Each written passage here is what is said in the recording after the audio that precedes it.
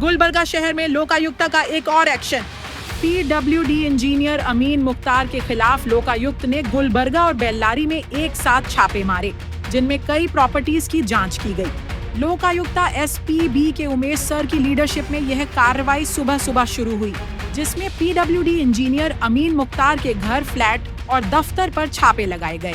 Red की locations में शामिल हैं गुलबर्गा हुसैनी गार्डन के पास स्थित घर, बेल्लारी में एक property Gulbarga Asian lifestyle apartment और उनका पीडब्ल्यूडी ऑफिस। इस ऑपरेशन में गुलबर्गा और बेल्लारी की अलग अलग टीमें शामिल थीं, जिसमें डीएसपी गीता बैनाल, इंस्पेक्टर अरुण कुमार और पुलिस अफसरों ने कार्रवाई को लीड किया। लोकायुक्त अधिकारियों को शक था कि अफसर ने अपनी आमदनी से ज्यादा संपत्ति जमा की है। इसी आधार पर ये रेड्स मारे गए। ये कार्रवाई एक साफ पैगाम है, जो भी अपनी कुर्सी का गलत फायदा उठाएगा उसके लिए लोकायुक्त तैयार है। इस रेड की आगे की अपडेट्स के लिए बने रहिए गुलबर्गा हेडलाइंस के साथ।